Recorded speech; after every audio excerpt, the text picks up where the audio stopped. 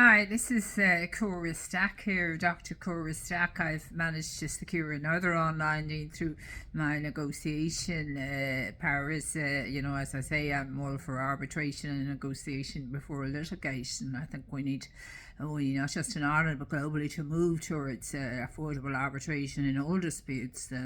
Starting from communities, families, societies, governments, and right up to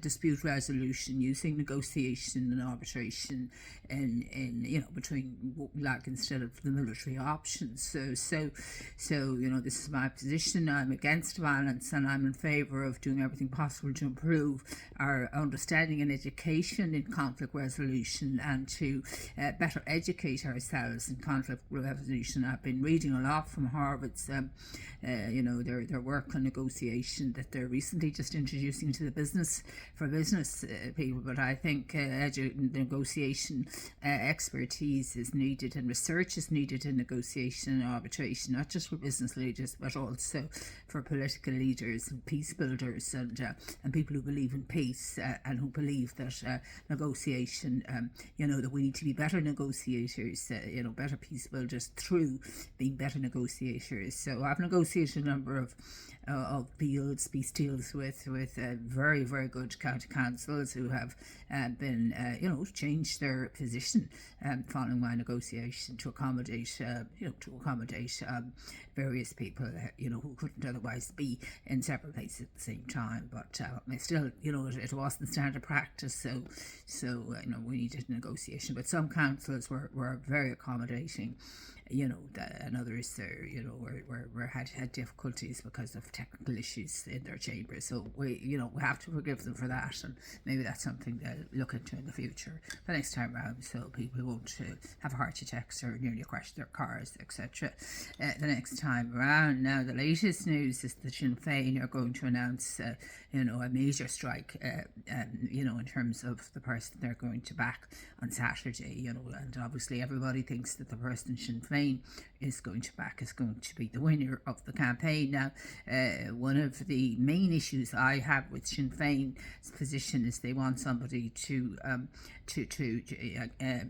president who will guarantee a united Ireland in 10 years, and I actually don't think it's realistic, and I think it's like promising so many houses in 10 years when already policymakers and the newspapers are coming out today, the central bank, we're behind our targets already. So I think we need to get our own house in order before the Northern Ireland people will come down to us, and we need to unite the people before we unite the country, and we certainly need to unite our own people in the south before we can even go and ask the people in the north would they like to join us. And I'm sure with their health system free and our health system in a desperate state, I can't see them wanting to exchange their health system free for our health system, which is in a chronic state for all kinds of reasons. Infrastructure, again, a major issue. If our hospitals were all like Croom Hospital, where I had the good fortune of having a very successful operation, and it was a first class hospital, Croom Hospital, the orthopaedic side of it, and I had a very successful operation there, from a fracture in the hand, but it did keep me, in a difficult situation for a while with the hand. But I mean, that is a model for best practice, and the one in James Street is the exact opposite. I'd be very interested to know what it costs to build Croom Hospital, a really phenomenal hospital, compared to what it built, and who built Croom Hospital, who were the builders that built Croom Hospital, and why were they not the same builders to build a hospital of the same standard. Now, it doesn't look fancy on the outside, it looks grand, but it certainly didn't cost a fraction per square feet or metre, I would say, if we looked into it. I'd like to look into it, but I haven't time. So we're waiting for the great strike by Sinn Féin. I agree with a lot of their policies, but I don't agree that it's realistic that we will have our act together to promise a united Ireland. I think that's false promises, and I don't think that that's fair to people to make false promises, that I don't think will be fixed ourselves in 10 years. I think even Brexit has interfered with the prospect of United Ireland. Maybe they think that Northern Ireland would like to join us because they would be then in Brexit, so that may be maybe their position, that the Brexit, they see that as a benefit of Brexit maybe.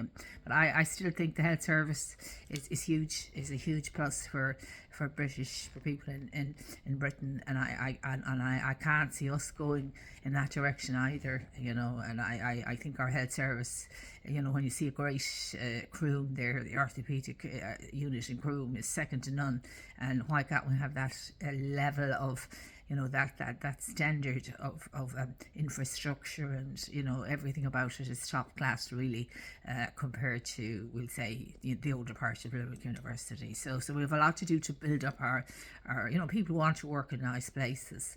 They want to go to work, to a nice place to work that's comfortable and that's modern and plenty light and all the rest of it. They don't want to go to, I won't say a KIP, but they don't want to work in a KIP, I don't like using that word, but some parts of the old Limerick Hospital and other hospitals are archaic really, and really need to be knocked down or rebuilt, are completely refurbished, and they're gradually doing it in Limerick, but I still don't see they have the square footage in Limerick to cover Nina, Tipperary, and things like that. So I think Nina and Tipperary should have not Nina, sorry, but Nina and Ennis should have held on to their emergency service, except in exceptional circumstances where it was really needed,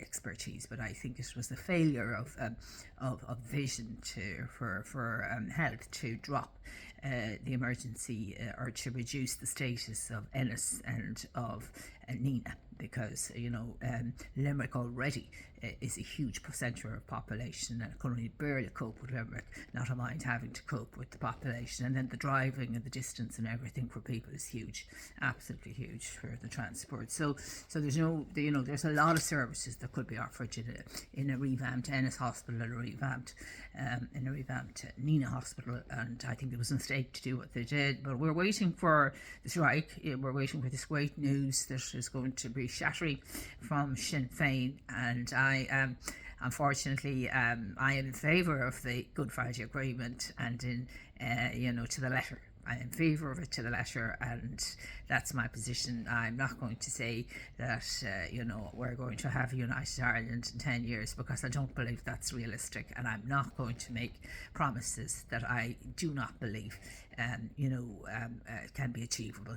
So or in terms of even the houses that we can build in so many years, I am not going to do that, and I haven't done it, and so therefore I certainly won't be the Sinn Féin candidate, because I will not move. And I actually have said it. I think it's an insult to Jerry Adams, to say to his contribution. And sure, maybe it could be Jerry Adams that'll put his name forward.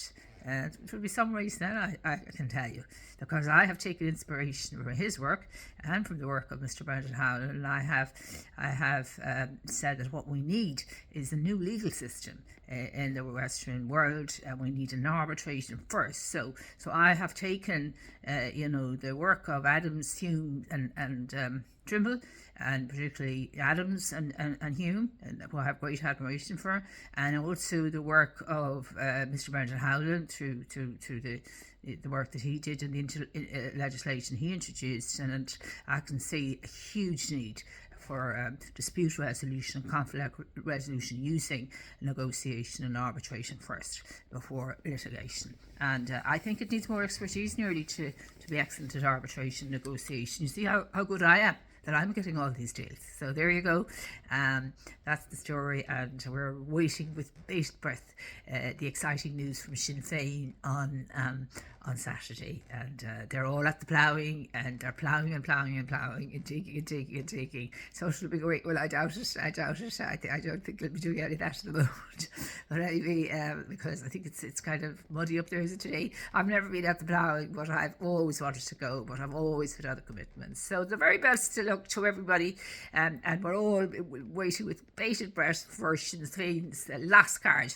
And it's always good to keep your cards very close to your chest. That's what they say in politics. So that's what Sinn Féin has done, and everybody will be waiting with bated breath for this earthquake of news from Sinn Féin on Saturday, and I look forward to hearing from them, and I'm sure it will bring great energy into the race to see who Sinn Féin will bring forward. It'll bring tremendous energy, and like recently now we've heard they've started doing blocking, in the county council, something they never did before. Who would they be blocking?